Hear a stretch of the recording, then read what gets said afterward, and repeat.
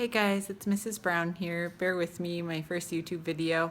I just want to help you guys out with some of the things. Today we're going to be looking at a vocabulary web. So I'm going to turn the camera here.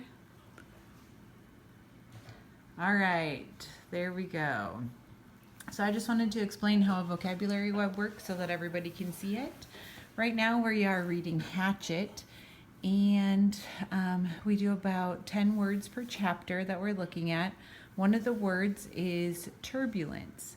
And so instead of just having kids memorize what the word is and the definition, it's really important for kids to have some deeper level of thinking. And so I just wanted to show you some of the things that we've added on to that. So as you see here, the word turbulence is in the middle. I have the kids work in groups, usually 2 to 4, depending on how many words and depending on how much time we have in class. The first thing that kids need to look for is what part of speech is it. In this case, the word turbulence is a noun. And I also like them to look for synonyms and antonyms. So really they can't do this part until they've done these other parts, so I will come back to that. The first one is putting it in context. What this means is they will look for the word turbulence within the story, within the text. In this case, I think it's in a sentence where it says, the plane was experiencing turbulence and it made my stomach sick, because in the beginning of Hatchet they are in a small bush plane and the kid is feeling sick. So that kind of gives them an indication, hey, this is going to be something that is in an airplane. So the next thing that kids do is they do a dictionary definition. All kids have a dictionary in their desks. If not, they can also use the computer dictionary. We sometimes do the Oxford Dictionary or the Merriam-Webster.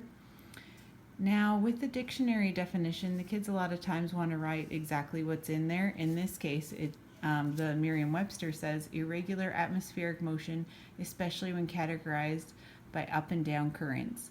That's too wordy, and that's not really fifth grader language. And so what I do is I encourage them to put it in their own words. So I would take something like, when the airplane is going through the atmosphere and there are up and down currents, so it's very bumpy, or something along those lines.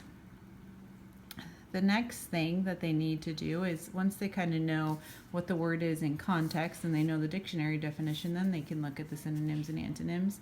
So one example of a synonym I would accept would be uproar, and then an antonym is calmness. Sometimes there really are words, some of the simpler, especially nouns, where they don't really have a good synonym or an antonym. In that case, the kids can say none, or just give me kind of a definition and the opposite of what something might be. It's really interesting to see sometimes what kids come up with. They're very creative.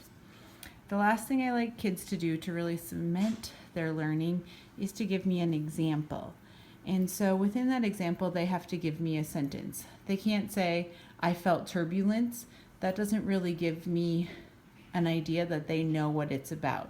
And so what the kids would need to do is say something along the lines of, while I was riding in the airplane, we hit some turbulence and it was so bumpy, I spilled my drink all over myself. That is an example that shows me that they really understand that turbulence is that bumpiness that you experience in the airplane. After kids are done with this, they put it under the document camera, usually in my classroom, and then it's their job to teach the class. What I really like about this is sometimes word definitions coming from me, it's like I'm the teacher on Charlie Brown and it's all wah, wah, wah, wah. And so when they hear it from their peers, they really get that opportunity to understand it in language that is their own. All right, I hope this was helpful. Have a great day. Bye.